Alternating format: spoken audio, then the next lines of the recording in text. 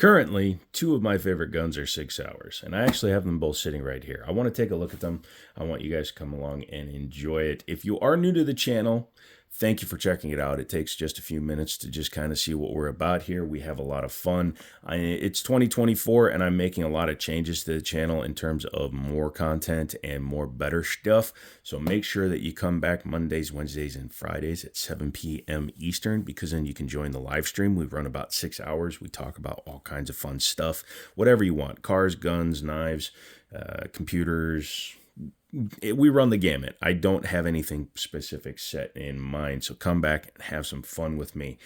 These are two of my favorite Sig Sauers. You've seen them on the channel before, but we're going to do a direct comparison. Both of these guns wound up coming from Liberty Arms. Check them out, Liberty Arms in Harrisonburg, Virginia. I can't link them, but you can Google them. Liberty Arms, Harrisonburg, Virginia. Tell them Joe sent you. The top one is the one I've had the longest. This is the Sig Sauer 226 Elite Stainless Talo Edition. It's crazy. You keep on going with extra words and stuff. But yes, Sig Sauer makes the 226, which is, in many people's opinion, the best double stack 9mm basically on the planet. And I'm one of those people that tends to agree with it. But this is a double stack 9, double action to single action. There are many variants available, X5, all that stuff. But this is the Elite Stainless. So this is like the last step before you get to the X5 or a Legion. And they do the X5 Legion as well. So yes, this is an amazing gun. The Mark 25 is slightly different in that it has a couple of changes to it. But yes, this is probably my favorite hammer-fired SIG of all time. It definitely wipes the floor with guns like the 220 Legion, which this is just a double stack 220. But anyways, that's gun number one. This is gun number two. Now, this is actually a replacement for a gun that I've had before. This is my Sig Sauer P320 X5 Legion. So this was, up until you go to the AXG Legions and whatnot, this is my favorite version of the Sig P320. Also a double stack 9, chambered in 9mm. This thing is an amazing shooter right out of the box. You could take these to competition any day of the week and probably walk home with the trophy. Better even, in my opinion, than the AXG Pro or the DH3, which are dedicated race guns. I've played with them all. I still feel this one is the best. So let's go ahead and compare and contrast. Both of these guns have served time in the military. Also in prison, because, you know, they're hardcore. Yeah. But no, this was in the military service before that, obviously, in the form of the Mark 25, and the 226 by itself, I believe, was adopted by several different branches at the exact same time that the Beretta was in use. So don't be surprised if you see people saying they have a military, ex-military 226, because totally can. I like this particular one because it's a full stainless gun. This gun is available with a aluminum frame. I think they did a poly frame. Don't get me wrong there. I think at some point they offered a poly frame, but they do the aluminum frame, the stainless frame, and I prefer the stainless. This also has the upswept beaver tail. If I were to put the X5's grip and magwell on here, most people wouldn't even be able to tell it's not an X5. Obviously, it doesn't have the optics cut up top, but, you know, just stop worrying about that, Susie. But yeah, chambered in 9mm, has a 4.6-inch barrel, has a SIG proprietary rail. However, you can put standard lights, lasers, bazookas on them, because most modern optics and, lights, lasers, whatever, will work on these rails. It's kind of the same way with the Glock rail. Even though they are proprietary, they do work. Now, the SIG 226 is available, again, also in multiple configurations: double action, single action only. I have the double action to single action, meaning once you put your mag in, you rack a round in, you can leave it in single action, but you don't have any sort of manual safety. So the way that this gun is designed to be carried is you rack your round in and you decock the firearm. That will take the hammer and put it in the forward position, or send it home, put it down, whatever you want to call it. But that enables double action mode. That makes this gun much safer to carry, because, again, no trigger safety, no external safety, no grip safety. It only has a firing pin safety internally. It's not uncommon with SIGs. But with the heavy first pull of a double action, you really have to screw up in order to ND this guy, like when you're reholstering, if you catch it on something. I like having a hammer on some of these guns, not all of them, obviously, but on this gun, I like the hammer because you can just put your thumb on it while you're reholstering it, and you can tell if you're making a mistake.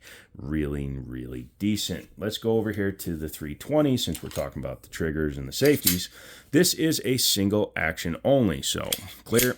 And as you can see, you pull the trigger and you are done. I'm testing out a light from a company that's thinking about sponsoring live streams. So yeah, we're going to leave that on there for the entire video. It feels really good on there too. And it's very bright. I'll have a full review on the lights coming soon. But yeah, single action only means once you've pulled the trigger, this gun is dead. Does nothing unless you rack the slide or shoot around. Then it resets and you have another shot.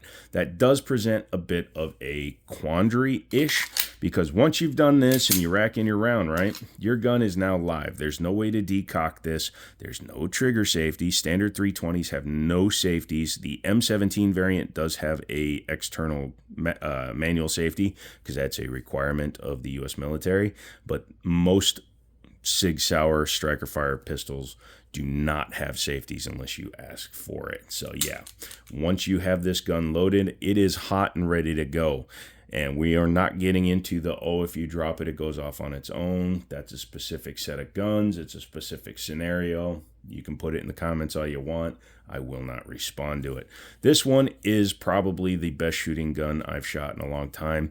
It's not quite to the level of my DWX or my Shadow 2 single action, but those are guns that are, I was going to say they're considerably more. The DWX was way more at about $2,200. The Shadow 2 single action was on sale. It was $1,000, so it was actually the same price as this gun. This gun is on the shelf at most stores for $1,049. It has what's called map pricing. That's a price set by Sig Sauer. You can't put less than that on the tag.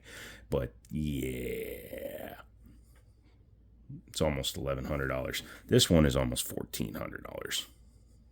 It's like $12.99, and then you get the special edition. Talos are always $100 to $160 more. Yeah, this one also has a upgraded optic on it. It has the Sig Romeo, well, not an upgraded optic. It has an optic. Has the Romeo 1 Pro on it. It's the best optic until you get to the Romeo Max or Romeo 1 Max. I love this optic. It's a great optic. You can see how big the window is. The thing actually hangs off the sides of the slide. But yeah, it also has a trench. This gun was designed to take this, obviously Sig, but since you lose your rear sight when you run this and optic period, it does have a rear trench, so you can still use that front, can't remember what they call it all of a sudden, but they're Sig night sights, X-ray 3s, that's what they are. So it will co-witness with the Romeo 1 Pro. The red dot is real easy to find. Hold on, there you go. I don't know if I can just grab it on, there you go. So really good red dot, and it works really well. I don't always run red dots. Most of my guns don't have red dots, but on this gun, it does enhance it quite a bit. Built-in magwell, so that the magazines go right in every time. This is removable should you want to, and if you were to remove it, then you can run standard mags. Otherwise, you need truncated mags like the Legion mags. Keep that in mind. This is a tungsten infused frame. It is not a metal frame, even though it has a great amount of heft. Without the optic or the light on this thing weighs 49 ounces. So it's a chunkster right out of the box. But when you add a optic and a light on it, it probably is getting close to 50 ounces. Yeah. The frame on this guy is still polymer, but it is a tungsten-infused polymer frame. So there's bits of tungsten metal that were added into the polymer as it was being cast so that it makes it heavier. It also makes it rigid while still allowing it to flex a little bit. And that's an interesting note, and it's something I do appreciate. This is a 4.7-inch barrel on this one with lightning cuts at the top. Nice fiber optic front, and the rear sight is decent, but I had the opportunity to put the Romeo 1 on here, so why the hell wouldn't I? Yeah, nice. Triggers. I prefer the single action of the 320 more than the Elite, but that's just because this is a compromised trigger. When you have a double action and a single action, it has two different ways of functioning, yes, but you still have take up and stuff. Kind of works like a revolver. If you want to see a double action and a single action, look at a standard revolver with a swing out cylinder. Those are usually DA to SA.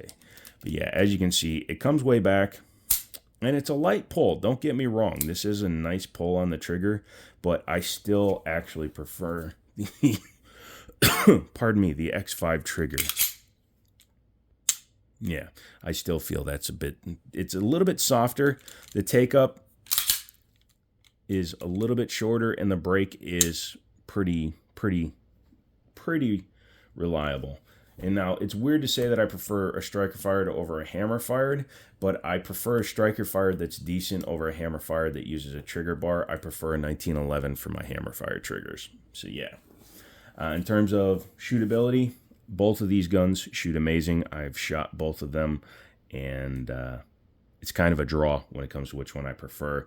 I will say that this will go, at least according to the U.S. military during their trials, the 226, 229 series will go a lot farther in terms of rounds between stoppages than the 320 did. But the 320 went almost 2,000 rounds between stoppages, which the Beretta, I believe, did like 1,600 or 1,700. So it still outshot the Beretta. This went nearly 3,000 rounds between stoppages. So that was pretty damn impressive. Anyways, so that's both of those guns. It's up to you which one you're going to go with. Obviously, I have both because why the heck wouldn't I?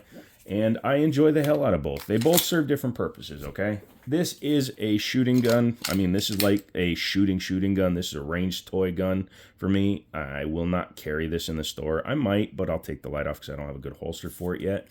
But yeah, this is, and it can also serve as a home defense gun because it's really good to mount a light on because of how big the pick rail is. I could put anything I want on there. Yeah, this is a beautiful carry piece. I don't mind carrying a gun like this. It looks really nice. People will say, oh, why would you carry an expensive gun? I carry an expensive gun because I'm good at shooting this particular gun. I'd rather have a good gun that I can shoot rather than a pretty gun or a cheap gun that I don't care if I lose if I get into a shoot out. That's the dumbest reason ever not to carry a gun. But yeah, tell me which one you like in the comments. Leave it so I can see it. Tell me which one you're going to go with. If I were to say, here, these are yours, you can have one. Come back for another video. Make sure you become a member or subscribe at the very least. You want to see more videos, we have more videos coming. I have a couple of guns that I'm going to compare again once I do some background videos. So come back for all that. I love you guys so much. You guys help the channel grow. And like always, I'll talk to you later.